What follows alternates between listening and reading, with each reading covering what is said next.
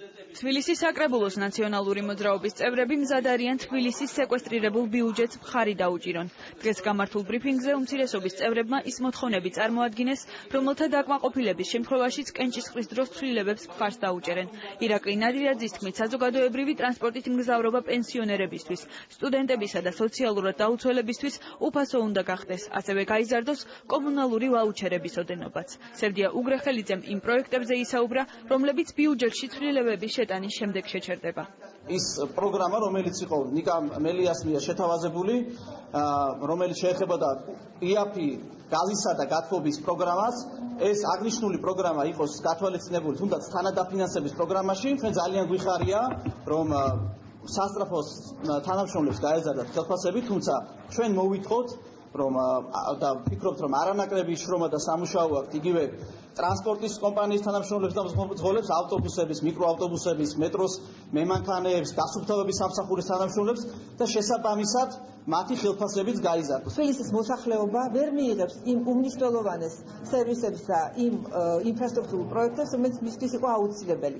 პირველ რიგში მინდა ამასთან დაკავშირებით ვახსენო პარკინგების, მრავალსართულიანი პარკინგების მშენებლობა, რომელიც ჩვენ ჰქონდა გეგმაში და ისინიც აპელირებდნენ, რომ სიტი პარკის მოვალეობა იყო თითქოს, რაც ასე არ იყო ამ პარკინგების აშენება. არ აშენდება საბავშვო ბაღები, ჩვენ ორი გამზადებული პროექტი ჰქონდა უკვე. არ აშენდება მედიათეკები, ესეც გამზადებული იყო. ნაციონალური მოძრაობის განცხადებას გამოიხმაურნენ საკრებულოს უმრავლესობაშიც. ჯაბა სამუშიას განცხადებით, იმ შეჩერებულ პროექტებს, რომლებზეც საკრებულოს უმცირესობა საუბრობს, პრობლემები მათი ხელისუფლებაში ყოფნის დროს შეექმნათ. ბიუჯეტის შესახებ განცხადება გააკეთა თბილისის მერმა დავით ნარმანიამაც. მისი თქმით, ეს არის ყველაზე ცუდი ბიუჯეტი და მერია იძულებულია ქამრები შემოიჭიროს.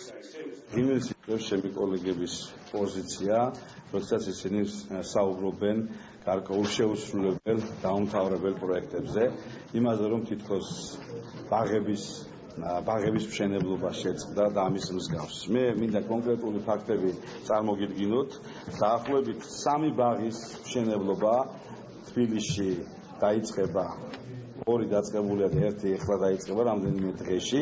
ასევე 5 ბაღის პროექტირება დამთავრდება, მისი ექსპერტიზა და მისი ასე ვთქვათ შესაბამისი შეთანხმებები დამთავრდება თვლის ბოლომდე. ეს არის მართლაც ყველაზე ცუდი ბიუჯეტი, რაც მე მინახავს, იმიტომ რომ ესეთი ბიუჯეტი დაგვახვედრეს მათ დაგვახვედრეს განიავებული ბიუჯეტი ჯანდაცვის და სოციალური უზრუნველყოფის ნაწილში, მათ დაგვახვედრეს ბოლომდე გახარჯული ბიუჯეტი ბინათვე საკუთრეთ ამხანაგობების ნაწილში. ჩვენ იძულებული ვართ ქამრები შემოვიჭეროთ, ადმინისტრაციული რესურსებით დავზვებეთ, ტენდერებში არსებული ეკონომია გამოვიყენეთ, ასევე სხვადასხვა იმ აუცილებელი პროექტების განსახორციებლად, რომელიც წლის ბოლომდე მნიშვნელოვანია რომ დავიწყოთ.